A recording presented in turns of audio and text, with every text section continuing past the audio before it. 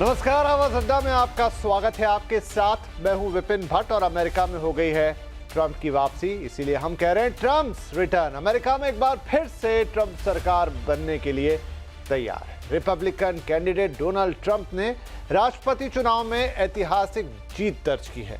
उन्होंने डेमोक्रेट उम्मीदवार कमला हैरिस को चुनाव में हरा दिया।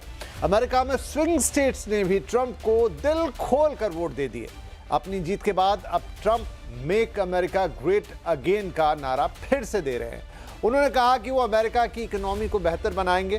पिछले कार्यकाल में ट्रंप के साथ पीएम मोदी के रिश्ते अच्छे रहे हैं। ऐसे में ट्रंप की वापसी के बाद भारत और अमेरिका के संबंध मजबूत होने की उम्मीदें जताई जा रही हैं। अमेरिका में ट्रंप की वापसी से क्या है मायने, आज आवाज अड्डा में इसी पर करेंगे चर्चा। लेकिन उससे पहले ये रिपोर्ट।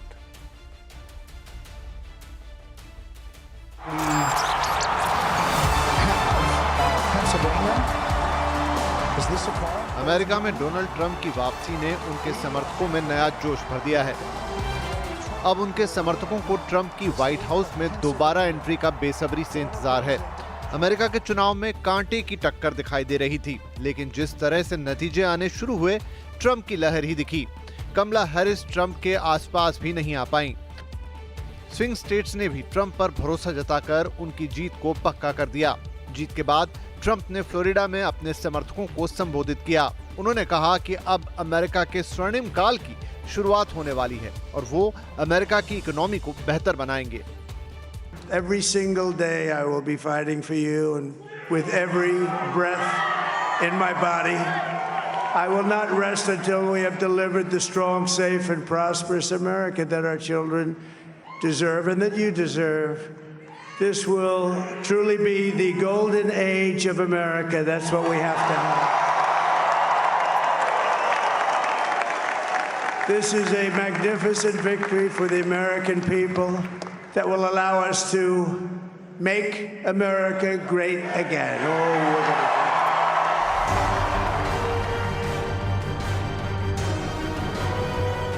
रूस यूक्रेन की लड़ाई हो या फिर मिडिल ईस्ट में टेंशन, डोनाल्ड ट्रंप अब की बार शांति का पैगाम लेकर आए हैं। You know, we had no wars. 4 years we had no wars except we defeated ISIS. We defeated ISIS in record time, but we had no wars. They said, he will start a war. I'm not going to start a war. I'm going to stop wars. My true friend, Prime Minister Modi. America में Trump की वापसी ने भारत पर भी focus बढ़ा दिया है। प्रधानमंत्री नरेंद्र मोदी ने सोशल मीडिया पर पोस्ट के जरिए डोनाल्ड ट्रंप को जीत की बधाई दे दी है। उन्होंने भारत और अमेरिका के बीच पार्टनरशिप को और मजबूत बनाने की बात कही है। पिछले कार्यकाल में ट्रंप के साथ पीएम मोदी की केमिस्ट्री काफी अच्छी रही थी। शेयर बाजार ने भी ट्रंप को सलामी दे दी है। सवाल यह है कि डोनाल्ड ट्रंप की वापसी को भारत के लिए कैसे देखा जाए। क्या भारत को अमेरिका की तरफ से टैरिफ बैरियर्स और H-1B वीजा में कटौती जैसे ऐलानों के लिए तैयार रहना चाहिए, या फिर इस बार ट्रंप की नीति कुछ और होगी? क्या ट्रंप चीन को कंट्रोल में रखने के लिए भारत को ज्यादा तरजीह देंगे? ट्रंप के कार्यकाल में चाइना +1 की स्ट्रेटेजी का भारत को फायदा मिलेगा? और इन सब के बीच मेक अमेरिका ग्रेट अगेन का वादा कैसे पूरा होगा? इस एजेंडे में भारत फिट बैठता है या नहीं?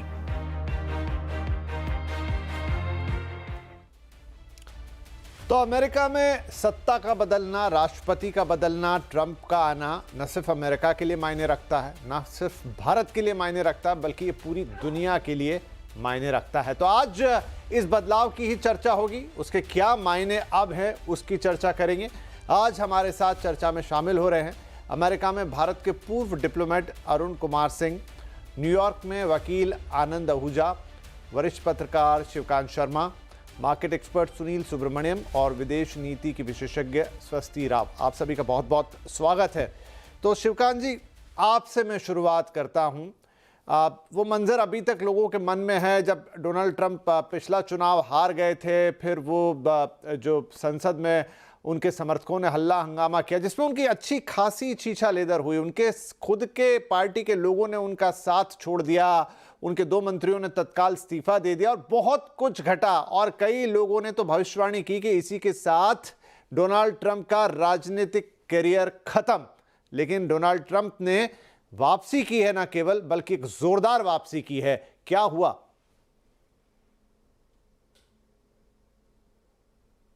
मुझे लगता है एक तो इस चुनाव के नतीजे से ये संदेश मिलता है कि कम से कम लोकतंत्र में, तानाशाही की बात और है, लोकतंत्र में जब आने वाली सरकारें बदला निकालने की कार्रवाई करती हैं, जिस तरह से ट्रंप के ऊपर केस के बाद केस, केस के बाद केस ठोके गए, इन चुनावों के नतीजे और इनके रुझान से ही लगने लगा था, ये साफ पता चलता है कि लोगों को ये बात बिल्कुल नागवार गुजरी है। उन्होंने इसको बिल्कुल पसंद नहीं किया। दूसरी बात यह है कि 4 साल में जो बाइडन का प्रशासन रहा उसमें, और इस चुनाव का सबसे बड़ा मुद्दा महंगाई था। महंगाई की जड़ क्या है? देखिए, जो 3-4 मुद्दे हैं इस चुनाव के, वो एक दूसरे से इस तरह से जुड़े या जोड़े गए। जैसे महंगाई बढ़ी, वो किस वजह से बढ़ी कि पुतिन साहब ने हमला कर दिया यूक्रेन के ऊपर, और उसके बाद एकदम से उछाल आया ईंधन के दामों में, और उसके बाद अनाज के दामों में उछाल आया, आम चीज़ों की दामों में उछाल आया। जो मतलब सप्लाई चेन थी वो टूटी, और इससे महंगाई बढ़ी। और इस बढ़ी हुई महंगाई की सबसे ज़्यादा चोट जो ब्लू कॉलर वर्कर, जिनको वहाँ कहते हैं, कारखाना श्रमिक मूलतः, जिनको 60 के दशक के, 70 के दशक के सपने दिखाए जाते हैं और ये बताया जाता है कि अमेरिका कितना महान था एक ज़माने में, उनकी स्थिर अच्छी नौकरियां थी, उनको अच्छी खासी तनख्वाह मिलती थी, वो सारे के सारे जो शहर हैं वो कारखाने एकदम से खंडहर बने पड़े हैं। तो वहाँ अब काम वापस लौटेगा। उनके ऊपर महंगाई की सबसे ज़्यादा मार पड़ रही थी। बाकी पूरे देश की अर्थव्यवस्था जो है वो आगे बढ़ रही है, अच्छी है, संपन्न लोगों को मुनाफा हो रहा है, उनकी तनख्वाहें बढ़ी, लेकिन जिन लोगों की बात हो रही है उन लोगों का उससे कोई फायदा नहीं हुआ। और उसी में तीसरा मुद्दा जोड़ दिया गया कि ये जो अवैध आप्रवासी हैं, जिन्हें घुसपैठिए आप कह सकते हैं, घुसपैठिए आ रहे हैं, उनसे अपराध बढ़ रहा है, वो आपकी नौकरियां खा रहे हैं, इसलिए घुसपैठियों पर किसी तरह का पाबंदी नहीं लगा पाई ये सरकार। तो ये 3-4 बातें मिल करके सरकार के खिलाफ जो रोष था, उस रोष को भुनाने में ट्रंप कामयाब हुए। और उन्होंने चुन चुन कर केवल उन्हीं ग्रुप्स को या उन्हीं लोगों को, उसी वर्ग के लोगों में चुनाव प्रचार किया जो इससे सीधे रूप में प्रभावित थे या नाराज थे। कल शाम को जब से रुझान आने लगे, और पहला रुझान जब हमने देखा कि लगभग 67% लोग सरकार के काम से या तो नाराज थे या सरकार के काम का समर्थन नहीं कर रहे थे, उससे साफ पता लग गया था कि ये चुनाव किस ओर जा रहा, और ये चुनाव उसी ओर गया। आप बार बार एक एक काउंटी में, 3000 काउंटियां हैं अमेरिका में, हर काउंटी में, और खासकर वो काउंटी जो कभी गढ़ रही थी डेमोक्रेटिक पार्टी का, वहां भी सेंध लगाई है ट्रंप ने, और वहां अपने वोट का प्रतिशत बढ़ाया है। इसलिए उनको पॉपुलर वोट यानी राष्ट्रीय स्तर पर उनको ज़्यादा वोट मिले हैं, जो 2004 के बाद पहली बार हुआ है। और दूसरी बात यह है कि वो मतलब इतिहास में आज से 130 साल पहले 1893 में जी। एकमात्र अमेरिकी राष्ट्रपति थे ग्रोवर क्लीवलैंड, जो एक बार हारने के बाद दोबारा राष्ट्रपति बने थे। और रिपब्लिकन इतिहास में वो ट्रंप जो हैं वो ऐसे पहले राष्ट्रपति हैं जो एक बार हार कर दोबारा राष्ट्रपति बन रहे हैं। तो उन्होंने अपने आप में एक इतिहास रच दिया है। जी, इतिहास तो रचा, लेकिन मैं अभी थोड़ा और समझना चाहूंगा अमेरिकन जनमानस को। थोड़ा थोड़ा आश्चर्य भी होता है कि ठीक है, आपने बहुत सारे कारण गिनाए, बहुत सारे रीजंस थे, बात तो यहां तक हो रही थी कि बहुत कांटे की टक्कर होगी, लेकिन रिजल्ट में वो टक्कर दिखी नहीं। ऑलमोस्ट अगर आज वो मैप जो चल रहा है सब तरफ, वो पूरा लाल है, मतलब जो ट्रंप साहब का कलर है। कमला जी जितनी सीटें ले आई हैं वो भी ऐसा लग रहा है कि उतने नीले कलर में कैसे लाई होंगी। बहरहाल आनंद जी हमारे साथ हैं जो न्यूयॉर्क में ही हैं, वहीं रहते हैं। आनंद साहब, जो अमेरिका का वोटर है वो क्या सोचता है, वो क्या समझता है? मतलब मैं एक परिपक्वता की उम्मीद कर रहा था, जिस तरह का देश है अमेरिका, जिस तरह की उनकी लीगेसी है, और ट्रंप साहब ने जो जो कुछ किया वो एक अक्खड़ बच्चे जैसे कई बार दिखाई देते हैं कि भाई आप नहीं जीते तो आपने दंगा करवा दिया, आपके कभी बयानात वैसे नहीं रहे, आप हमेशा एकदम आर पार की स्थिति में रहे। तो जो अभी तक की अमेरिका की लीगेसी देखते हैं, वहां के राष्ट्रपति जिस तरह से होते आए, जिस तरह का वो देश है, जिस तरह के वो लोग हैं, ये ऐसा लगा कि वो परिपक्वता कहीं गायब थी। बिल्कुल रिजल्ट जो भी आया हो उस पर तो अभी हम चर्चा करेंगे, लेकिन क्या था वहां के वोटर के मन में, क्यों ट्रंप को इतना भारी समर्थन मिला? एक पक्ष अभी श्रीकांत जी ने बताया, कोई और अलग पक्ष आपकी नजर में है तो वो आप हमें बताइए। विपिन जी, देखिए, जो अमेरिका के वोटर्स हैं वो दुनिया के किसी भी दूसरे मुल्क के वोटर से अलग नहीं है। साइकिक जो है, एक जो थिंकिंग है, ह्यूमन नेचर है, वो सेम ही है, कोई अलग से नहीं है। हम लोग जो हैं मार्स से नहीं आए हैं। अगर आप मुद्दे देखिए, तो सबसे बड़ा मुद्दा जो था इस वक्त इलेक्शन में वो था महंगाई का। और मेरे हिसाब से किसी भी मुल्क के अंदर अगर महंगाई हद से पार हो जाए तो वो एक मेन मुद्दा रहेगा किसी भी इलेक्शन का। आपने अभी इंडिया में इलेक्शन हुए, आपने देखा कि वहां पे भी जो है सबसे ज्यादा मुद्दा जो है वो महंगाई का था। और दूसरा जो मुद्दा था यहाँ पे वो था इमिग्रेशन का। और लेकिन इमिग्रेशन के साथ साथ इस बार एक मुद्दा और आ गया, वो था अबॉर्शन का। लेकिन अगर आप देखें वोटर्स का जो अगर ट्रेंड रहा, जिन्होंने वोट डाले, उसमें सबसे ज्यादा जो है वो 31% जो है वो लोग मतदान हुए महंगाई के बेसिस पे। और जो अबॉर्शन का इतना बड़ा शोर मचाया गया था, उसके ऊपर जो मतदान है उन्होंने 14% के का आंकड़ा है। तो इससे पता लगता है कि लोगों के ज़हन में महंगाई से ऊपर कोई मुद्दा नहीं था। और दूसरी बात, जैसे शिवकांत जी ने बताया कि डोनाल्ड ट्रंप के ऊपर केस के बाद केस और केस के बाद केस जो हुए, उसका एक नतीजा ये हुआ कि आपने देखा होगा कि न्यूयॉर्क के अंदर डोनाल्ड ट्रंप ने 2016 के अंदर 15% वोट लिए थे, 2020 में भी 15% वोट लिए थे। लेकिन क्योंकि इस बार उसके ज्यादा केसेस न्यूयॉर्क में थे, तो इस बार उसने के वोट की जो संख्या है वो 45% है। और ये एक बड़ा ही एक रिपब्लिकन प्रेसिडेंशियल कैंडिडेट का न्यूयॉर्क स्टेट के अंदर 45% वोट लेना एक बहुत बड़ा मायना रखता है। और जैसे कि मैंने कहा कि इसका सबसे बड़ा कारण ये था कि डेमोक्रेसी जो है वो खतरे में है, ये एक वोटर्स के ज़हन में आया। और उस चीज़ को दोनों पार्टीज़ ने ज़्यादा अहमियत दी। डोनाल्ड ट्रंप ने कहा कि देखो, मेरे के ऊपर ये झूठे केस बनाए जा रहे हैं, अमेरिका के अंदर डेमोक्रेसी खतरे में है। अपोनेंट्स जो हैं उनके ऊपर झूठे केस बना के उनको मैदान से हटाने की कोशिश की जा रही है। डेमोक्रेट्स ने कहा कि 6 जनवरी का जो हादसा हुआ वो उसके की वजह से डेमोक्रेसी खतरे में है। तो आप देखिए कि जो डेमोक्रेसी खतरे में है, इस मुद्दे के ऊपर जो वोट पड़े हैं वो 34%, यानी कि नंबर 1 जो मुद्दा बन गया वो डेमोक्रेसी खतरे में है, वो मुद्दा बन गया। तो डेमोक्रेसी खतरे में है 34%, महंगाई 31%, अबॉर्शन 14% और इमिग्रेशन जो है वो 11% के ऊपर लोगों ने वोट दिए।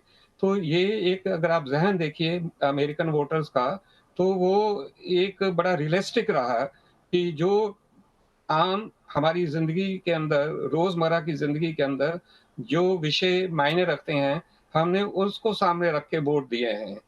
और दूसरी चीज़ जो सबसे बड़ी सामने आई, वो ये आई जी। कि कैंडिडेट्स की अपनी पर्सनैलिटी भी। कमला हैरिस जो हैं, वो एक किस्म की काफ़ी वीक जो हैं, वो कैंडिडेट साबित हुई। किसी भी टीवी इंटरव्यू के अंदर, किसी भी मीडिया के साथ इंटरव्यू के ऊपर वो कोई कन्विंसिंग किस बेसिस के ऊपर वोटर्स को अपने जवाब नहीं दे पाई। जब तो उनसे कहा गया जब उनसे कहा गया कि आप प्रेसिडेंट बनेंगी, तो आप प्रेसिडेंट बाइडेन की पॉलिसीज़ के अलावा आपकी क्या पॉलिसी होंगी? तो उनका जवाब था कि मेरी सेम पॉलिसीज़ होंगी। अब एक प्रेसिडेंट जिसकी पॉपुलैरिटी लोएस्ट पॉसिबल है, तो अरुण आप जी, किसी यहाँ को पे हाँ ठीक है, मैं पॉलिसी समझ नहीं गया कर आपकी रहे। बात, लेकिन एक बात मैं और इसको, क्योंकि एक दो हिस्से रहेंगे हमारी आज की बातचीत के। एक तो बाइडेन माफ कीजिए, ट्रम्प साहब क्यों जीते, और दूसरा कि अब उनकी जीत के मायने क्या होंगे। तो मैं क्विकली ये जीत वाली चीज को कंप्लीट कर देता हूं। अरुण सिंह जी, एक चीज है, जब हारे थे पिछला चुनाव, छुट्टी चले गए थे अपने किसी पर्सनल गोल्फ कोर्स पर, और तब वहां पर रिपब्लिकन पार्टी के नंबर 2 नेता जो थे उनको मनाने पहुंचे थे तुरंत। तो क्या रिपब्लिकन पार्टी के पास कोई और चेहरा नहीं था? क्या उनको डर था कि ट्रंप साहब अगर रिपब्लिकन पार्टी से निकल गए तो फिर पार्टी की मुश्किल हो जाएगी, ट्रंप तो अलग है? क्या उनको तब भी उतना ही बैकअप मौजूद था, या वो जो जनता का समर्थन है तब भी था? माना वो चुनाव वो हार गए, उसके रीजन हो सकते हैं, लेकिन इसमें कोई शक नहीं था कि उनकी जो पॉपुलैरिटी है वो कम नहीं हो रही है, भले ही उन्होंने कैसे भी काम किए हों। पिछली बार जब चुनाव हारे थे तो शुरू में अपेक्षा ये थी कि शायद रिपब्लिकन पार्टी के ऊपर उनका जो होल्ड है वो कम हो जाएगा, नए नेता उभर के आएंगे। और 6 जनवरी को हुआ, खासकर उसके बाद, जबकि उनके अपने ही पूर्व उपराष्ट्रपति माइक पेंस उनके विरुद्ध हो गए उसके बाद। लेकिन फिर लोगों ने देखा कि जो ट्रंप का बेस है, कोर सपोर्टर्स हैं, वो अभी भी उनके साथ हैं। और ये देखते हुए उस समय जो स्पीकर थे हाउस के, केविन मैकार्थी, उनसे मिलने अप्रैल के ही महीने में मार-आ-लागो गए जहां ट्रंप रहते थे। और उसके बाद ये भी देखा गया कि रिपब्लिकन पार्टी में जिन लोगों ने ट्रंप का विरोध किया था, वो आने वाले चुनाव में प्राइमरीज में अपने विपक्षी रिपब्लिकन कैंडिडेट के सामने हार गए। तो इन सब चीजों से लोगों ने ये मायने लगाया कि रिपब्लिकन पार्टी में जो वोटिंग बेस है वो अभी भी ट्रंप के साथ है, और ये एक सिलसिला वहां से शुरू हुआ कि वो फिर से उभर के रिपब्लिकन पार्टी के नेता बनकर आए, प्रेसिडेंशियल कैंडिडेट बन के आए, और अब प्रेसिडेंसी को फिर वो जीत रहे हैं। ठीक है, चलिए अब यहां से आगे बढ़ते हैं क्योंकि ये एनालिसिस लंबा चलता रहेगा। स्वस्ति राव, ट्रंप के फिर से अमेरिका के राष्ट्रपति पद पर बैठने का अब पूरी दुनिया के लिए क्या मायना है? नमस्कार आपको। बहुत अच्छा सवाल है, क्योंकि यही मेरे ख्याल से यक्ष प्रश्न है, कम से कम भारत में बैठ के जिसके ऊपर हम कई महीनों से चर्चा कर रहे हैं। और पिछले 2 दिन से तो बहुत ज्यादा चर्चा हो रही थी, और जब से ये क्लियर हो गया कि Donald Trump is back and Donald Trump is unstoppably back, तो अब वो जो है, I think this is the most important question. क्या असर पड़ेगा? देखिए, पहले भारत के ऊपर जो असर पड़ेगा उस पर बहुत बातें होती हैं। मैं उसमें बस यही ऐड करूंगी कि शॉर्ट टर्म में हमारे कुछ स्टिकिंग पॉइंट्स डेफिनेटली हैं, जैसे कि शॉर्ट टर्म में पन्नू की कंट्रोवर्सी बीच में रही है, और भी जैसे अमेरिका ने सैंक्शन किया 19 भारतीय कंपनियों को रशिया को डुअल यूज टेक्नोलॉजी अभी बेचने के लिए। और इसके अलावा जो ट्रंप के आ जाने के बाद स्पेशली जो एक जो प्रेफरेंस था, जो मतलब जो सिस्टम ऑफ प्रेफरेंसेस विड्रॉ कर लिया था, और उसके वजह से ट्रेड प्रोटेक्शनिज्म का जो असर है वो जरूर हमें देखने को मिलेगा। लेकिन ये शॉर्ट टर्म की बातें हैं। लॉन्ग टर्म में हमें कन्वर्जेंस मिलेगा भारत के पॉइंट ऑफ व्यू से। लॉन्ग टर्म में, क्योंकि चाहे वो डिफेंस इंडस्ट्री का डिपार्टमेंट हो, चाहे वो जनरल ट्रेड का डिपार्टमेंट हो, या वो हमारा स्ट्रेटेजिक कन्वर्जेंस का जियोपॉलिटिकल इश्यूज पे जो कन्वर्जेंस है, स्पेशली इंडो पैसिफिक के पर्सपेक्टिव में, वहां पे हमें कन्वर्जेंस मिलेगा। क्योंकि ट्रंप 1 की जो नीतियां हैं, अगर आप वहां से देखें, वहां से लेकर और उसके बाद फिर अभी तक जो आपने बाइडेन एरा में भी जो उसकी कंटिन्यूटी देखी, और उसके बाद हमें ट्रंप 2 में भी मिलेगा। सबसे बड़ा सवाल यह है कि रशिया यूक्रेन वॉर में क्या होगा, क्योंकि ट्रंप अपने आप को एक प्रॉब्लम सॉल्वर की तरह से प्रोजेक्ट करते आए हैं, डेमोक्रेट्स को प्रॉब्लम मेकर्स की तरह प्रोजेक्ट करते आए हैं। एक समझने वाली बात यह है कि देखिए, ट्रंप यहाँ पर आके वॉर को नहीं रोक देंगे, ये एक रेटोरिकल किस्म का स्टेटमेंट है। इंपॉर्टेंट बात यहाँ पे याद रखने वाली ये है कि अभी वो पहले रशिया के ऊपर सैंक्शंस को थोड़ा टाइटन करेंगे। और इनफैक्ट अगर आप अमेरिका में इसका देखें, मतलब अमेरिका में क्या हो रहा है इसके ऊपर जो डिस्कशंस हो रहे हैं, तो जो सैंक्शन रजीम है उसकी टाइटनिंग अभी होगी। और इस टाइटनिंग के होने के बाद की वजह से जो भारत के ऊपर जो प्रेशर्स हैं, जो जियोपॉलिटिकल, मतलब जो एक तरह से जो स्नो बॉलिंग इफेक्ट होगा, वो भी हमें देखने को मिलेगा। अब ऐसे में क्या होता है ये तो हमें समय बताएगा, लेकिन सूनर देन लेटर ट्रंप के एरा में हम ये एक्सपेक्ट कर सकते हैं कि इस युद्ध का कोई निर्णायक मोड़ आएगा। ये अपने आप में एक बहुत बड़ा प्रोग्रेस है कंपेयर्ड टू लास्ट टाइम, जो मतलब बाइडेन के एरा में हमें लग रहा था कि ये लगातार एक लो ग्रेड की जो फाइटिंग है वो चलती रहेगी। अगर वेस्ट एशिया की आप बात करें तो जाहिर है कि बेंजामिन नेतन्याहू बहुत खुश हैं, और बेंजामिन नेतन्याहू और ट्रंप उनको एक तरह से एक लॉन्ग रोप देंगे, स्पेशली ईरान के प्रॉक्सीज को वीकन करने के लिए। और प्रॉक्सी से यहाँ मेरा मतलब हमास, हुतीज और हिजबुल्लाह से है। और आपने पहले ही देखा था कि इजराइल भी काफी अनस्टॉपेबल है, और काफी ट्रंप को एक तरह से है वो काफी एम्पथाइज करते हैं 7 अक्टूबर के अटैक को लेकर। नहीं, वो कह तो ईरान रहे का हैं कि I am here to stop the war, तो हम Yeah. उम्मीद करते हैं कि शायद वैसी कुछ चीजें आएंगी। हम इस पे थोड़ा और गहराई से एक एक मुद्दे को टच करेंगे। सुनील सुब्रमण्यम जी हमारे साथ हैं, जो कि मार्केट के एक्सपर्ट है। सुब्रमण्यम साहब, आज ही उनका जीतना हुआ और आज ही जो बाजार में थोड़े दिन से बड़ी निराशा सी हो गई थी, वो एकदम पलट गई। ऑलमोस्ट सेंसेक्स निफ्टी दोनों चमक गए। अब इसको कैसे देखें कि ये रिवर्सल हो गया है, ये एक दिन की खुशी है? मार्केट्स पे क्या इंपैक्ट होने जा रहा है? तो पहली बात है कि मार्केट को अनसर्टेनिटी पसंद नहीं है, इसलिए run up to the election में, क्योंकि ओपिनियन पोल्स 50-50 चांस दे रहे थे, एक अनसर्टेनिटी था, इसलिए मार्केट में सेलिंग प्रेशर था एफआईआई के जरिए। आज वो अनसर्टेनिटी क्लियर हो गया, एक क्लैरिटी मिल गया। तो फर्स्ट थिंग मार्केट्स उससे पसंद है कि अभी ट्रम्प का क्लैरिटी है, क्योंकि ऑलरेडी वो प्रेसिडेंट हो चुके हैं और रह चुके हैं, और उनकी पॉलिसीज में कोई डाउट नहीं कि कैसे आगे बढ़ेंगे। मार्केट को ये बहुत पसंद है, पहली वाली चीज ये है। दूसरी चीज ये है कि इंडिया के स्पेसिफिक में सोचिए कि ट्रम्प जी और मोदी जी की गठबंधन, उनकी जो तालमेल है वो बहुत बढ़िया है। वो 2 बार इंडिया आ चुके हैं, मोदी जी भी ट्रम्प के टाइम में अमेरिका जा चुके थे, बड़ी भीड़ के सामने उन्होंने दोनों ने हाथ मिलाया, और एक वो तालमेल है कि तो जो भी इश्यूज है, अगर लीडर टू लीडर एक फोन कॉल पे सॉल्व हो सकता है, वो एक इंडिया के लिए पॉजिटिव चीज में मान रहा हूँ। तीसरी बात इसमें है कि बात होती है कि ट्रम्प ने इमिग्रेशन का मुद्दा उठाया, तो शायद इंडिया के आईटी सेक्टर में H1B वीजा के ऊपर कोई इम्पैक्ट होगा, ये डर था। मगर याद रखिए कि उनकी इमिग्रेशन की issue bottom of the pyramid, Mexico से लोग घुसपैठी आ रहे हैं और लोकल लेवल में लो लेवल जॉब्स जो छीन रहे हैं उसके ऊपर है। तो मेक्सिको के अंदर वो वॉल बिल्ड करना चाह रहे हैं। उनका ये कोई दिक्कत नहीं है कि हाई क्वालिटी लेबर, पहले इंडियन आईटी में था कि कॉल सेंटर या बेसिक सर्विसेज, आईटीएस सर्विसेज हम एक्सपोर्ट करते थे, अब ऐसे नहीं है। अब high and consulting, artificial intelligence, ऐसी एरिया में हमारी आईटी काम कर रही है, तो जरूर उसके ऊपर उतना ज्यादा मैं असर नहीं देख रहा हूँ। सेकेंड चीज, आप सोचिए कि टैरिफ की बात हो रही थी कि शायद वो टैरिफ लगाएं। अभी टैरिफ वो लगाएंगे तो ज्यादा चाइना के ऊपर लगाएंगे। पहले टर्म में भी वही हुआ था, एंटी चाइना रिटोरिक उनका बहुत स्ट्रांग है, तो उससे फायदा इंडिया को मिल सकता है। क्यों? क्योंकि सिंपल सी बात है इसमें कि अमेरिका की पर कैपिटा इनकम $75,000 है, चाइना का $12,000 है, इसलिए उनको फायदा मिल रहा था चाइना से खरीदने पे, और मगर इंडिया का $2,500 है।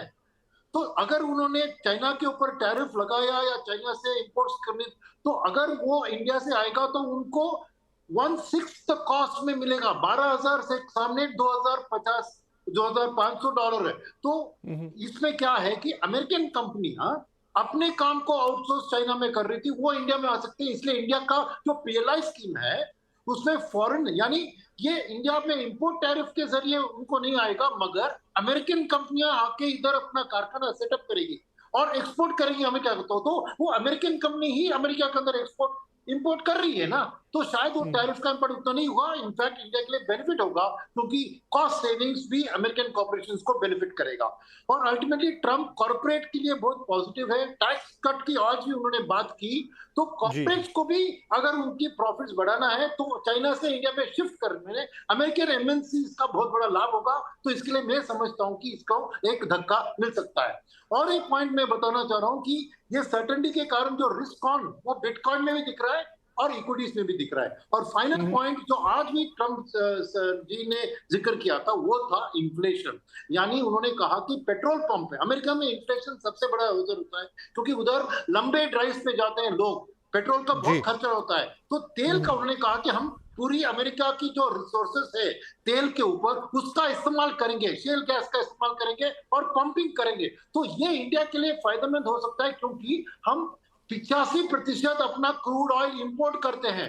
तो अगर अमेरिका ने अपना सप्लाई बढ़ा दिया तो वर्ल्ड की तेल की दाम गिरेगी, तो सबसे फायदेमंद होगा इंडियन इकोनॉमी के लिए। तो ये सब चीज को गिनते हुए ही शायद आज मार्केट ने एक छलांग लगाया है, और मेरी उम्मीद है कि आने वाले दिन में आपका जो एक्साइटमेंट भी है सुनील जी, वो बता रहा है कि मतलब एटलीस्ट इन ये जो कारोबार वाला, जो व्यापार वाला फ्रंट है, वहां पर उम्मीदें जग रही हैं ट्रंप के आने से। हालांकि जो पहला कार्यकाल रहा उसमें थोड़े टैरिफ वाले मुद्दे रहे, लेकिन अब वो 4 साल में भी दुनिया काफी बदली है, तो we hope for the best कि शायद वहां से चीजें बेहतर होती नजर आएंगी। शिवकांत जी, टैरिफ एक चीज़ हुई, व्यापार एक चीज़ हुई। दूसरी बात है ये जो पूरा एशिया का जो या एशिया पैसिफिक का जो पूरा समीकरण है, संतुलन है, चाइना हो गया, इंडिया हो गया, पाकिस्तान हो गया और आसपास की चीज़ें हो गई, यहाँ पर किस तरीके का रुख रहेगा? मतलब अगर हम माफ़ कीजिए, ट्रंप साहब को देखें तो जब बांग्लादेश के ऊपर वो पूरे हालात पर उनका ट्वीट आया था तो उन्होंने लंबा चौड़ा ट्वीट लिखा था और उसमें उन्होंने एक तरह से भारत का समर्थन भी किया था पहले भी। अब अगर हम आज की स्थिति में पाकिस्तान को देखें तो वहाँ पर साफ तौर पे अब वो उनके लिए फ्रंट रनर नहीं है। इंडिया उनके लिए आगे, क्योंकि चीन को बैलेंस करना हर तरीके से, चाहे सामरिक रीजन से हो चाहे आर्थिक रीजन से हो। ट्रंप का आना, मोदी जी के उनसे अच्छे संबंध होना, कितना ये इस एरिया के शक्ति संतुलन को इम्पैक्ट करेगा और भारत के लिए उसमें क्या है? भारत के लिए सबसे अच्छा तो ये है कि ट्रंप अमेरिका में मुझे लगता है बड़े नेताओं में मात्र अकेले ऐसे नेता हैं जो आतंकवाद को जिस दृष्टि से देखा जाना चाहिए उस दृष्टि से देखते हैं। वो आतंकवाद को अभिव्यक्ति की स्वतंत्रता के रूप में नहीं देखते। इसलिए जो है वो स्वस्ति जी जो कुछ देर पहले बात कर रही थी खालिस्तानी समस्या की, तो मुझे लगता है वो बहुत जल्दी हल हो जाएगी, क्योंकि पन्नू साहब जो हैं वो उनको अभिव्यक्ति वैचारिक स्वतंत्रता वाले दिखाई नहीं देंगे।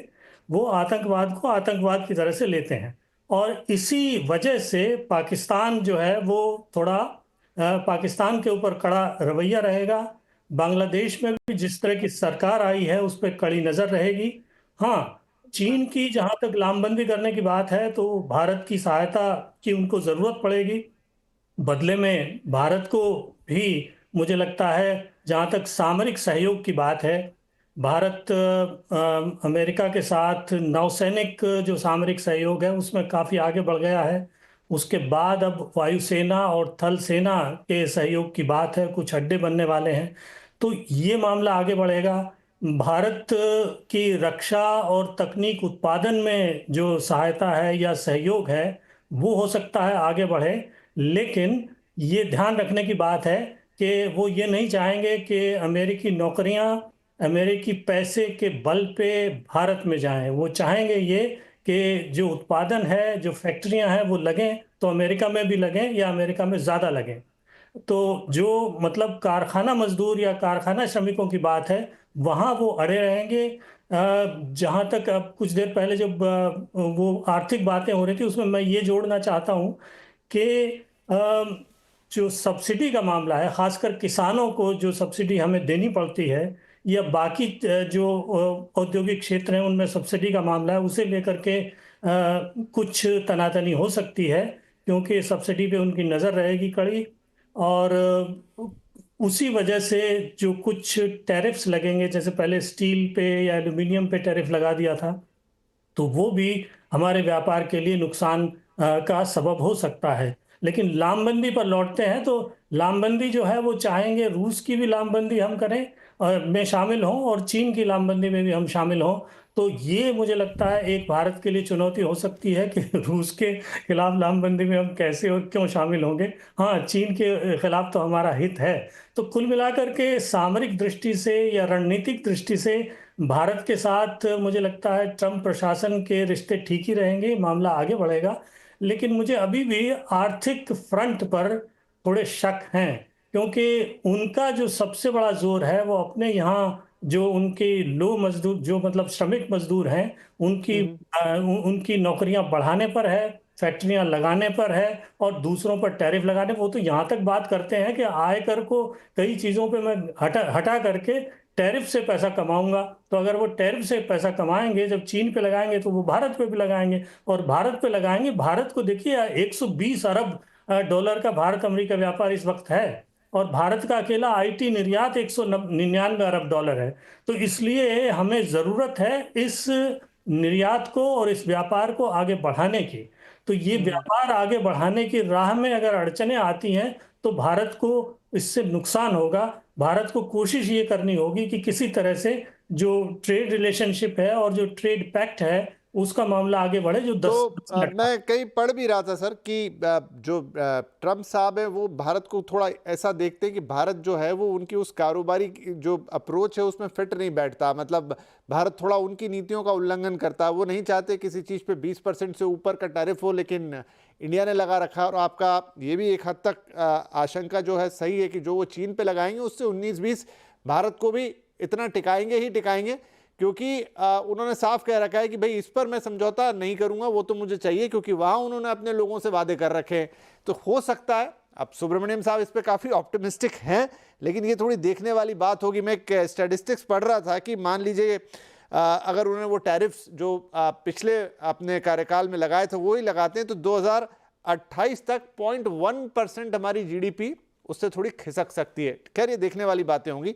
लेकिन इसका जो दूसरा हिस्सा था, अरुण जी फिर से आपके पास आता हूं कि ट्रंप साहब की एक और चीज़ है, वो सहयोगियों से भी उलझ जाते हैं कई बार। हमने क्वाड वाले मामले में भी देखा, इनफैक्ट दक्षिण कोरिया और जापान से भी वो उलझ लिए। अच्छा, वो अचानक से ये बोल देते हैं कि मैं कश्मीर में मध्यस्थता करूंगा जब इमरान खान वहां पहुंचे। डेफिनेटली उस बयान ने भारत को थोड़ी मुश्किल में डाल दिया था। सुना तो यहां तक भी कि उन्होंने ये भी कह दिया था कि ये बात तो मेरी मोदी जी से हुई है, संभालना पड़ा उसको जाकर।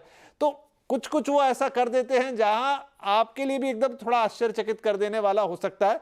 तो आप उनको पूरी तरह से रिलाय नहीं कर सकते। अफगानिस्तान से उन्होंने सेना को खींचा, उनके देश के लिए बेहतर होगा, लेकिन उन्होंने यहां के संतुलन को बिगाड़ा। तो बहुत सारी ऐसी बातें जो भारत के हित में दिखनी चाहिए, लेकिन वो ट्रंप जी का जो अप्रोच है उसके कारण बिगड़ भी जाती है। तो बिल्कुल, तो हमने देखा ट्रंप फर्स्ट टर्म में उनके कई डिसीजंस थे जो अनप्रेडिक्टेबल थे, इरेटिक थे, सहयोगियों के बारे में नहीं सोचते थे। लेकिन 2016 में जब उनका कैंपेन हो रहा था, वो कहते थे कि उनके जो एलाइज हैं वो यूएस का फायदा उठा रहे हैं। तो उस समय भारत की तरफ से कहा जाता था कि हम एलाई नहीं हैं, हम पार्टनर हैं, हम आपसे मदद नहीं मांग रहे, हम कह रहे हैं कि आप हमारे साथ इकोनॉमिक रिलेशन बनाए, टेक्नोलॉजिकल पार्टनरशिप बनाए, जिससे हमको भी फायदा हो और आपको भी फायदा हो, तो किसी को किसी तरह का एक्सप्लॉयटेशन नहीं। तो वो मैं कुछ हद तक भारत को उस रूप में देते थे। लेकिन फिर भी जब चीन पे उन्होंने एल्यूमिनियम और स्टील इंपोर्ट्स पे टैरिफ लगाया तो भारत पे भी लगाया और कहा कि ये नेशनल सिक्योरिटी ग्राउंड पे है। पर अगर आप कहते हैं कि भारत के साथ आपकी स्ट्रेटेजिक पार्टनरशिप है तो नेशनल सिक्योरिटी ग्राउंड पे कैसे आप टैरिफ लगा सकते हैं। उसके बाद जो GSP generalise scheme of preferences थे, जिसमें कई प्रोडक्ट्स इंडिया से ड्यूटी फ्री यूएस जाते थे, उसको उन्होंने हटा दिया था। तो कुछ इस तरह की चीजें थी जिससे हमें थोड़ा नुकसान हुआ था। और पाकिस्तान को भी लेकर, जैसा कि आपने कहा, 2017 में उन्होंने एक नए साउथ एशिया पॉलिसी का ऐलान किया था, जहां की उन्होंने कहा था कि पाकिस्तान के ऊपर दबाव डालेंगे, पाकिस्तान उनका फायदा उठा रहा है। 1 जनवरी 2018 को उन्होंने एक ट्वीट किया था आधी रात को कि पाकिस्तान को सारा असिस्टेंस बंद कर देना चाहिए, हमारा फायदा उठा रहे हैं। और 2019 में उन्होंने इमरान खान को व्हाइट हाउस में इनवाइट किया जब वो चाहते थे कि पाकिस्तान उनकी मदद करे तालिबान के साथ एग्रीमेंट करने के लिए। और वहां उन्होंने कहा, जैसा कि आपने जिक्र किया, कि मैं कश्मीर पे मीडिएट करने को तैयार हूँ। भारत के प्रधानमंत्री ने मुझसे कहा है कि मैं मीडिएट करूं, जो बिल्कुल गलत था। और हमारे विदेश मंत्री को उसके बाद संसद में कहना पड़ा कि जो उन्होंने कहा है उसमें कतई सच्चाई नहीं है। तो इस तरह की अनप्रेडिक्टेबल इरेटिक डिसीजन मेकिंग के लिए हमको तैयार रहना होगा। चीन के साथ भी एक तरफ उन्होंने काफी दबाव डाला, लेकिन 2019 में जब वो प्रेसिडेंट शी के साथ मिल रहे थे G20 समिट के दौरान, तो जैसा कि उनके नेशनल सिक्योरिटी एडवाइजर बोल्टन ने लिखा है अपनी किताब में, उन्होंने प्रेसिडेंट शी को कहा कि अगर आप हमारे यहाँ से, खासकर मिड वेस्ट स्टेट से, और फार्म प्रोड्यूस खरीद लें जिससे कि मुझे राजनीतिक तौर पे फायदा होगा, तो मैं चीन के ऊपर दबाव कम कर दूंगा। तो इस तरह के पर्सनल ट्रांजैक्शन करने को वो तैयार थे। 2020 के जनवरी में उन्होंने चीन के साथ एक लिमिटेड ट्रेड एग्रीमेंट की, क्योंकि वो चाहते थे कि अगर उनसे फिर उसको राजनीतिक फायदा हो, लेकिन चीन ने बिल्कुल उसको इम्प्लीमेंट नहीं किया। तो हमको देखना होगा कि चूंकि भारत और यूएस और अमेरिका के जो इंटरेस्ट है उसमें कन्वर्जेंस है, हम काफी हद तक काम कर सकेंगे। साथ साथ ट्रेड इश्यूज पे भी, अब जैसा कि बाइडेन सरकार ने एक नया इनिशिएटिव शुरू किया था क्रिटिकल और इमर्जिंग टेक्नोलॉजीज का, artificial intelligence, quantum, cyber, semiconductors, और ये इसलिए हुआ क्योंकि अमेरिकी कंपनियां देखती हैं कि उनका फायदा है भारत के साथ कोऑपरेट करने में। आज की तारीख में भारत में 1700 ऐसे संस्थान हैं जिनको ग्लोबल कैपेबिलिटी सेंटर्स कहा जाता है, जो कि अमेरिकन और वेस्टर्न मल्टीनेशनल्स के ग्लोबल ऑपरेशंस को सहयोग देते हैं ताकि वो चीन के विरोध भी कंपेटिटिव रह सके।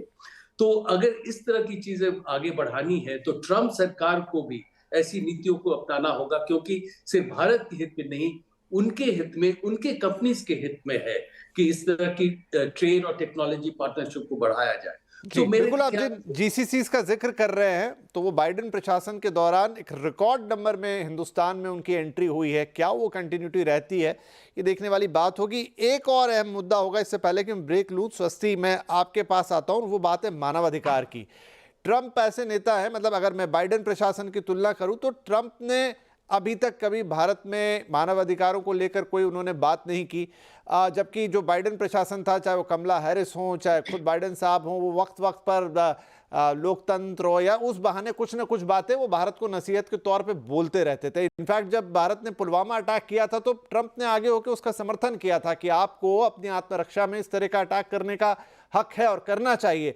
क्या इस फ्रंट पर यह भारत के लिए राहत की बात होगी कि ट्रंप आए हैं और वो अपनी इन्हीं चीजों पे कायम रहेंगे? देखिए, मैं इसको एक राहत के रूप में नहीं देखती हूँ। मुझे ऐसा लगता है कि हाँ, ये भारत के लिए प्रेफरेबल है, फेवरेबल सिचुएशन है, क्योंकि हम राहत नहीं मांग रहे हैं अमेरिका से कि हमारा एक्सटर्नल वैलिडेशन यूएस से आता है कि हम, तो ये एक, नहीं, तो सही मैं बात इसको है। इस रूप में जी नहीं देखती हूँ। हाँ, लेकिन इसमें बिल्कुल हमको, अगर आप भारत सरकार के नजर से देखें तो जब रिपब्लिकन्स के साथ हमको एक स्ट्रेटेजिक कम्युनिकेशन डेवलप करने में रिलेटिवली आसानी होती है, और ये जो हमें आसानी होती है उसके पीछे एक बहुत बड़ा कारण ये है कि इंटरनेशनल लेक्चरिंग को लेकर उनका वो वर्ल्ड व्यू नहीं है जो डेमोक्रेट्स का है। हालांकि अगर आप स्टेट लेवल पे देखें, पॉलिसी ओरिएंटेशन के लेवल पे देखें और पॉलिसी में जो डिसीजन मेकिंग होती है उसके लेवल पे देखें, तो आपको बाइडेन एडमिनिस्ट्रेशन में भी समझ में आएगा कि ये बहुत सारा जो ये बयानबाजी है, ये असल में उनकी अपनी लॉबीज को अपीज करने के लिए होता है, क्योंकि डेमोक्रेट्स और रिपब्लिकन्स में आफ्टर ऑल एक वर्ल्ड व्यू और आइडेंटिटी का भी डिफरेंस है। तो ये सबको समझ में आता है, लेकिन ये एक इरिटेंट है, आई एग्री, क्योंकि ये कोई भी देश नहीं चाहता कि उसके जो स्ट्रेटेजिक पार्टनरशिप्स हैं उनमें म्यूचुअल रिस्पेक्ट का एलिमेंट ना हो। और भारत के नजर से जब भी ये बात हुई है तो उसको हमेशा ये कहा गया है कि you have to accommodate that. और जरूरी बिल्कुल भी नहीं है कि आप हमारे इंपॉर्टेंट स्ट्रेटेजिक पार्टनर है तो उसके बाद हमको देर सबेर हर बात पे लेक्चर देते रहे। तो ये मैं मानती हूँ कि ये हमको एक रिलेटिवली फेवरेबल सिचुएशन हमको ट्रंप के आने से मिलती है, क्योंकि इस तरह के चीजों पे ट्रंप का जो एटीट्यूड है वो बिल्कुल फर्क है। उनका तो देखिए वर्ल्ड व्यू ही फर्क है। ट्रंप के आने के बाद से जो हमारा फोकस शिफ्ट होगा वो होगा कि एक ट्रांजैक्शनलिज्म, और मैं तो उसको यहां तक कहती हूँ कि एक बहुत ही वल्गर तरह का ट्रांजैक्शनलिज्म, क्योंकि ट्रंप अगर किसी भी कंट्री के साथ कोई 4 स्टेप्स लेते हैं तो उसमें हमेशा जो पीछे से अंडरकरंट होता है वो ये होता है, तो इसमें मेरे लिए क्या है। तो एक तरफ ये बहुत ही कॉस्ट बेनिफिट और एक रैशनल किस्म की एनालिसिस होती है उनकी, लेकिन इराटिक है, वो बहुत सारे ऐसे स्टेटमेंट्स देते हैं जो जिनका कोई सर पैर नहीं होता। और इन चीजों के प्रति हमें भी अपना एक स्ट्रेटेजिक कम्युनिकेशन जो है उसको पुख्ता करके रखने की जरूरत है कि what he says versus what he means versus what he does. तो इसका जो ये है, this is a work in progress. उनके अंदर तमाम अच्छाइयां हैं, he is a strong leader, लेकिन एट द सेम टाइम एक अनप्रिडिक्टेबिलिटी है, वो इराटिक है, और अभी इसके बारे में बहुत चर्चा भी हुई। बस एक बात मैं और कहूंगी जो इंपॉर्टेंट है, जिसपे शायद ध्यान नहीं जाता, वो ये चाइना प्लस वन डाइवर्सिफिकेशन है। I think China plus one diversification को थोड़ा अच्छी तरह समझने की जरूरत है। यहाँ पर होता ये है, यहाँ पर विपिन जी, के चाइना से तो डीरिस्क कर रहे हैं वेस्टर्न पावर्स, अमेरिका कर रहा है, यूरोप कर रहा है, लेकिन और भारत से ज्यादा इंपोर्ट कर रहे हैं। और ये भी एक कारण है कि हमारा जो ट्रेड रिलेशनशिप है वेस्ट के साथ, स्पेशली अमेरिका के साथ, उसमें हमको एक ट्रेड सरप्लस है, जैसा कि ऑफकोर्स चाइना के साथ हमारा नहीं है। लेकिन इसमें जो एक बात है रह जाती है कि अगर आप डीरिस्किंग की नजर से इसको देख रहे हैं, या डीकपलिंग तो खैर बात ही नहीं हो सकती, डीरिस्किंग की नजर से देख रहे हैं, तो जितना हम वेस्ट को या अमेरिका को एक्सपोर्ट करते हैं उतना ही ज्यादा रॉ मटेरियल हमको चाइना से इंपोर्ट करना पड़ता है, क्योंकि जहां रॉ मटेरियल्स की बात आती है वहां हमारी क्रिटिकल डिपेंडेंसीज अभी भी बनी हुई हैं। तो फाइनली यहाँ पर 2 बातें हैं मेरे हिसाब से की टेकअवेज। पहला ये कि चाइना प्लस वन डाइवर्सिफिकेशन तब काम करेगा जब हम इन डिपेंडेंसीज के नेचर को इसके साथ डिस्कस करने की आदत डालेंगे। महज आंकड़ों से बात नहीं सामने आती कि वो डिपेंडेंसीज बनी हुई है, उनका रूप बदल गया है ना, they are only rerouted, they are not change. First, second thing is China plus one diversification Bharat में बहुत सक्सेसफुल नहीं रहा है। जो the most successful story has come from Apple. अगर आप ध्यान दें, बात हो रही थी कि एलन मस्क जो है वो आएंगे और टेस्ला एक फैक्ट्री लगाएगा, एलन मस्क नहीं आए, वो चाइना चले गए। तो ट्रम्प के बहुत बड़े सपोर्टर एलन मस्क जो है वो एक चाइना प्रेमी है, इसको भी याद रखे कहीं ना कहीं। और तीसरा जी। जो इससे कनेक्टेड बात है वो ये कि अगर सच में चाइना प्लस वन डाइवर्सिफिकेशन का हमें फायदा उठाना है तो हमको अपना इन्वेस्टमेंट इकोसिस्टम जो है वो स्मूथ करना पड़ेगा, जिसके वजह से जो हमारा जो एफटीआई है उसके फ्लोज में हमको एक ठीक है, सस्टेन्ड काफी सारे पॉइंट हैं, काफी वैलिड है जो आप बोल रही हैं, लेकिन आई थिंक वो पूरा का पूरा मुद्दा अपने आप में एक अलग डिबेट मांगता है कि उसकी बारीकी में जाके हम जो उस चीज़ों को देखें कि जिस चाइना प्लस वन को हम एकदम से सर आँख पे बिठा लेते हैं, लेकिन उस रास्ते में हमारे लिए फ़ायदे असल में कितने। वैसे जिस डिपेंडेंसी की आपने बात की चाइना के ऊपर, तो शायद अमेरिका भी उससे परे नहीं है, लेकिन फिर अगेन वो लंबी डिबेट है कि हमने चीन को वहाँ तक जाने क्यों दिया जहाँ पूरी वर्ल्ड का सप्लायर है। खैर, मुझे एक छोटा ब्रेक लेना है। ब्रेक के बाद एक और जो अब उन्होंने नया नारा दे दिया है कि गोल्डन ईरा आ गया है और फिर मेक अमेरिका ग्रेट अगेन। पिछले 4 साल में कितना उनके कार्यकाल के कितना ग्रेट बना अमेरिका, और अब वो और किस ग्रेटनेस की तरफ ले जाना चाहते हैं, क्या वो शांति ले आएंगे, क्या क्या उनके सामने चैलेंजेस होंगे, उसकी थोड़ी बातचीत करेंगे। और उसमें ऑफ कोर्स इंडिया के लिए क्या हितकर होगा वो भी बात होगी। एक छोटा सा ब्रेक के बाद बातचीत जारी है।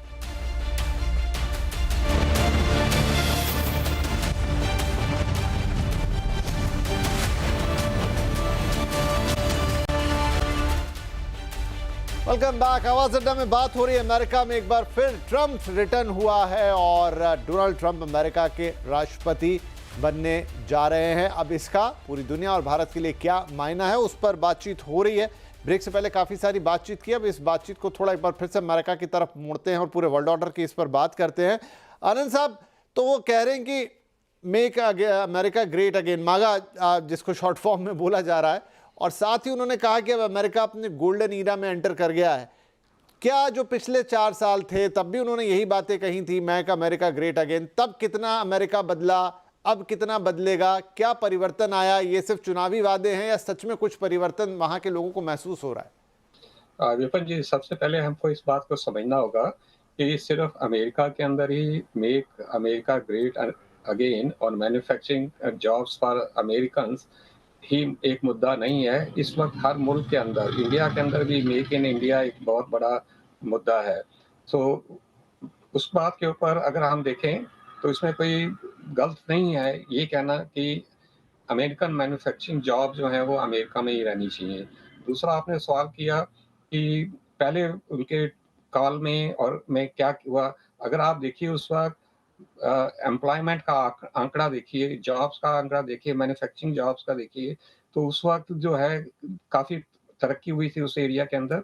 ये अनफॉर्चुनेटली कोविड आ गया तो उसमें थोड़ा-सा कोविड के टाइम में थोड़ा झटका लगा, लेकिन अगर आप ओवरऑल इकोनॉमी देखिए तो ट्रंप के पहले काल के अंदर अमेरिका में जो मेक अमेरिका ग्रेट अगेन जो है, तो कुछ हद तक वो जो स्लोगन था वो कामयाब रहा इन रियलिटी में। और जहाँ तक आपके पैनलिस्ट ने बात की, टैरिफ की बात की, तो टैरिफ पे भी डोनाल्ड ट्रंप का जो स्टैंड है वो ये है कि ये रेसिप्रोकल बेसिस पे होना चाहिए, क्योंकि अभी तक because of this WTO developing countries and under developed countries, जो उस वक्त जो डेवलपिंग कंट्रीज थी और डब्ल्यूटीओ में हुई, वो आज डेवलप्ड कंट्रीज हो गई हैं, वो अंडर डेवलपिंग कंट्रीज नहीं रही हैं।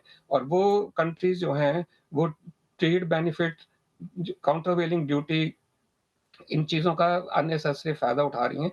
तो उस मुद्दे को लेकर डोनाल्ड ट्रंप ने कहा, चाहे वो नाफ्टा हो, ये सिर्फ चाइना और इंडिया का इश्यू नहीं है। अगर आप नाफ्टा में भी देखिए तो डोनाल्ड ट्रंप की जो पोज़ीशन रही है वो ये रही है कि नाफ्टा जो है वो एग्रीमेंट जो बिल क्लिंटन ने साइन किया था वो अमेरिकन के हित में नहीं रहा। ऐसे ही जैसे श्रीकांत जी ने बताया कि इंडिया को टैरिफ के ऊपर इतना मेरे हिसाब से वरी नहीं करना चाहिए, क्योंकि इंडिया का जो एक्सपोर्ट है यूनाइटेड स्टेट्स में वो ज़्यादातर प्रोफेशनल्स का है, आईटी के बिजनेस का है।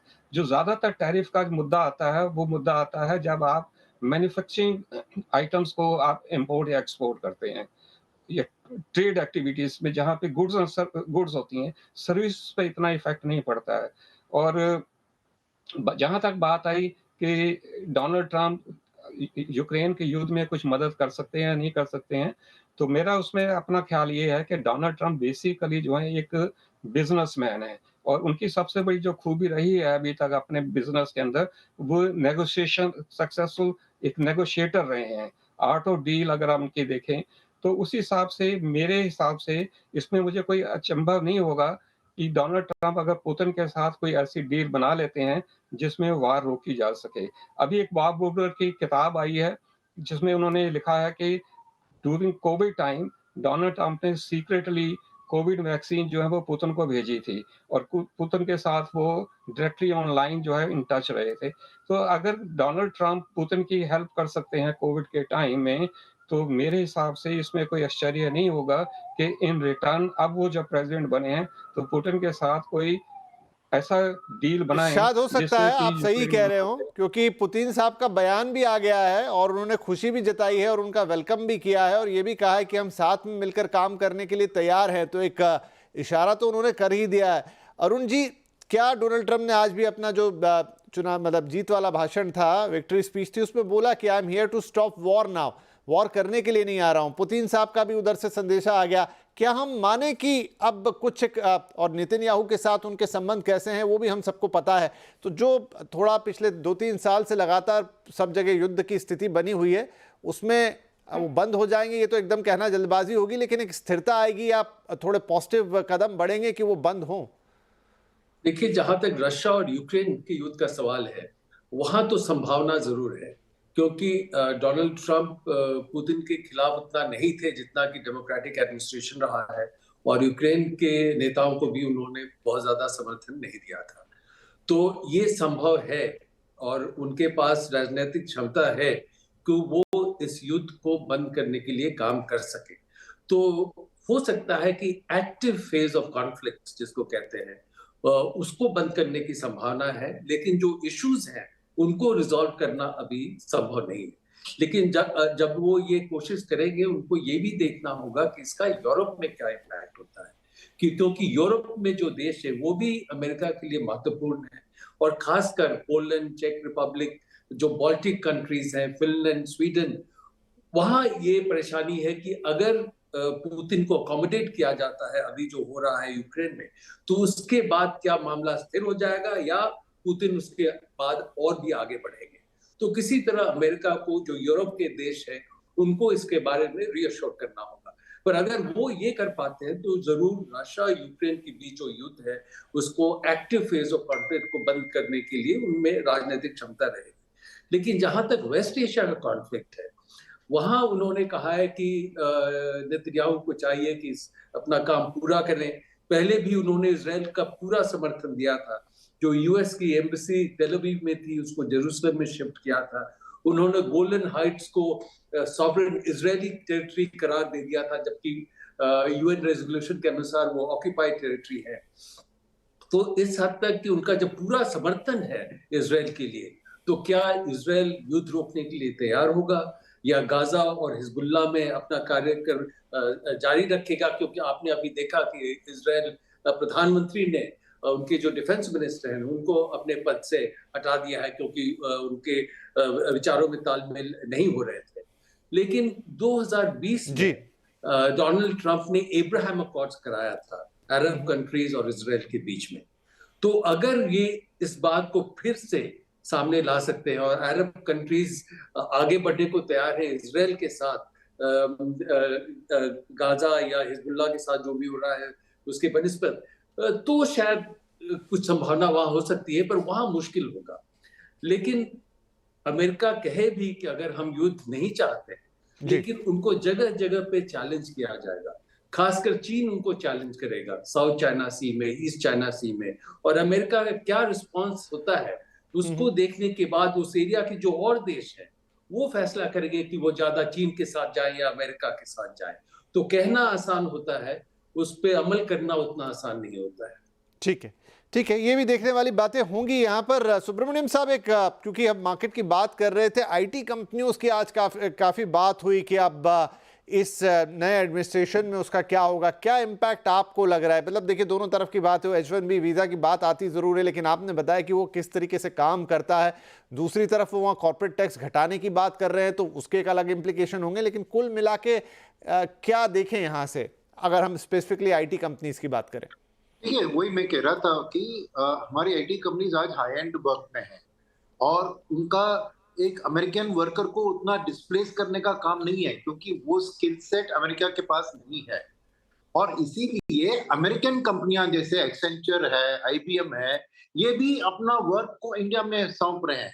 तो ये बात ऐसी नहीं है कि खाली इंडियन आईटी कंपनीज अपना काम को इधर से उधर भेज रही है, मगर अमेरिकन आईटी कंपनीज भी इंडिया से अपना काम आउटसोर्स कर रही है।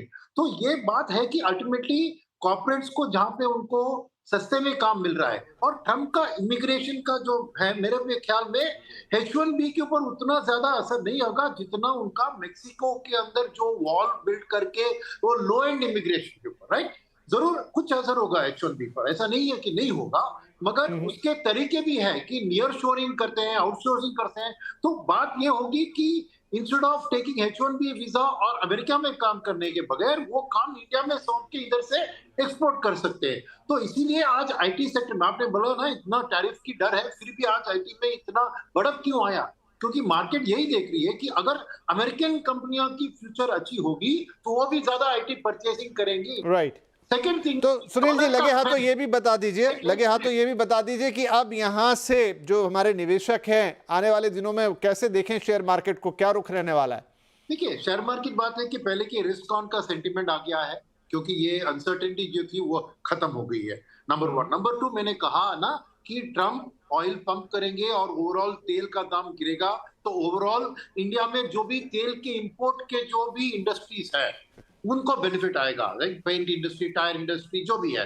तीसरी बात यह है कि एफआईआईएस के लिए भी अब वो अनसर्टेनिटी खत्म हो गया, और वो जो अब तक पिछले 2-3 महीने में थोड़ा इंडिया का पैसा चाइना में चले जा रहा था, शायद चाइना के ऊपर एक नेगेटिव सेंटीमेंट के कारण एफआईआई की वापसी हम देख सकते हैं। इसलिए मैं ब्रॉडर मार्केट में एक अच्छी सिचुएशन देख रहा हूँ। और फाइनल पॉइंट मैं कहूंगा कि इंडियन मैन्युफैक्चरिंग के लिए मैं मानता हूँ स्वाति जी की बात की अब तक पीएलआई खाली एप्पल की और उसी में दिख रहा है, बाकी में नहीं दिखा, मगर ये बात याद रखिए कि पीएलआई में हम एमएनसीज को इनवाइट करेंगे, अमेरिकन एमएनसीज यहाँ आकर अपना कारखाना लगाएंगी, तो नेचुरली मैन्युफैक्चरिंग का एक बहुत बड़ा बूस्ट आएगा। और अमेरिकन कंपनियों के लिए इंडिया का सबसे ज्यादा 380 मिलियन का मिडिल क्लास है, इंडिया सबसे बड़ा मार्केट है अमेरिकन हाई एंड गुड्स के लिए। और फाइनली अमेरिका इंडिया के साथ खाली एक तरफा नहीं देखेगी, India biggest buyer of defence equipment from America. तो अमेरिका की दिग्गज डिफेंस कंपनियां हैं, वो भी इंडियन मार्केट को देखते हुए शायद इधर आके अपना कारखाना सेट करेगी। तो ओवरऑल माहौल मैं पॉजिटिव समझ रहा हूँ, और लोगों को जो भी उन्होंने मेंटेन किया है अपनी इन्वेस्टमेंट की रणनीति, उसको मेंटेन करना चाहिए, क्योंकि पहले दिन में ये अनसर्टेनिटी के बाद इंडियन मार्केट की आउटलुक भी अच्छी में बदल जी।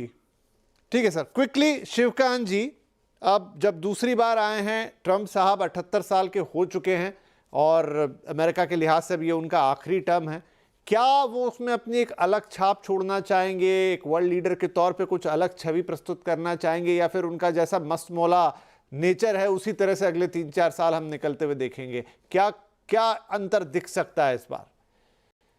देखिए, लॉजिक तो ये कहता है क्योंकि अब उन्हें अगला चुनाव लड़ना नहीं है, इसलिए उनका ध्यान ज़्यादा विदेश नीति पर और व्यापार फैलाने पर होना चाहिए। वो जिस स्वर्णिम युग की बात करते हैं, वो स्वर्णिम युग अमेरिका में तभी आएगा जब एक तो अमेरिका का जो मैन्युफैक्चरिंग बेस है वो किसी हद तक उसे लौटा सके, और दूसरा विदेश नीति में कहीं न कहीं अपनी छाप छोड़ सकें। और वो छाप जो है वो सीधा सीधा है कि यूक्रेन उसके लिए तड़प रहा है, यूक्रेन में छोड़ें और पश्चिम एशिया में छोड़ें। लेकिन समस्या ये है कि यूक्रेन की तो लड़ाई ही, देखिए, जब तक वो रूस से किसी तरह की गारंटी नहीं लेते तब तक यूक्रेन जो है वो दबाव में भी शांति की बात कैसे मानेगा? उनके तो 1/3 देश पे कब्जा कर रखा है रूस ने, रूस को वापस जाना नहीं है। और ये वही रूस है जिसने यूक्रेन को 90 के दशक में, जब उसके न्यूक्लियर जितना भी आर्सेनल है जो रूस में भेजा गया था, उसके लिए गारंटी दी थी कि हम कभी भी यूक्रेन पे हमला नहीं करेंगे। इसके बावजूद उन्होंने हमला कर दिया। आज वो पछता रहे हैं, उनके पास न्यूक्लियर वेपन्स होते तो हमला ही नहीं होता ना। तो ऐसे देश की किसी भी गारंटी का यूक्रेन के लिए या यूरोप के लिए अर्थ क्या है? और अर्थ नहीं है तो उसको कैसे थोपेंगे? तो जी। बातें बनाना बड़ा आसान है, लेकिन उसकी व्यावहारिकता में गंभीर संदेह दिखाई दे रहा है। और यही बात पश्चिमी जी। एशिया में है। आप किसी न किसी तरह से इसराइल को मना लेंगे, लेकिन असली मनाना तो फिलिस्तीनियों को है ना। फिलिस्तीनियों के यहाँ उनका दूसरा देश बनेगा नहीं बनेगा, उसकी देखभाल कौन करेगा? ठीक है शिवकांत जी, क्योंकि तैयार समय करेंगे, अब ये बिल्कुल समझ। समाप्त हो गया, लेकिन चलिए, क्योंकि अमेरिका आज भी जैसी भी स्थिति में हो है तो दुनिया का चौधरी ही, और अगर उसका राष्ट्रपति जो दुनिया का सबसे ताकतवर इंसान कहलाता है, अब उस कुर्सी पर एक बार फिर से डोनाल्ड ट्रंप आए जो एक अलग ही शख्सियत के इंसान हैं, तो देखना होगा पूरी दुनिया को, भारत भी देखेगा। सबके अपने अपने हित हैं इसमें और सबकी अपनी अपनी चीज़ें हैं कि यहाँ से दुनिया कैसे चलती है, क्योंकि बहुत कुछ घट रहा है इस वक्त दुनिया के अंदर जो पिछले कई सालों में नहीं था। तो उस लिहाज से ये बड़ा इंटरेस्टिंग होगा सब कुछ। आगे शायद और मौके आएंगे जब इस तरह की दोबारा बातचीत होगी, America, Trump, India, rest of the world. लेकिन फिलहाल आज इस चर्चा के लिए आप सभी मेहमानों का बहुत बहुत धन्यवाद। नमस्कार।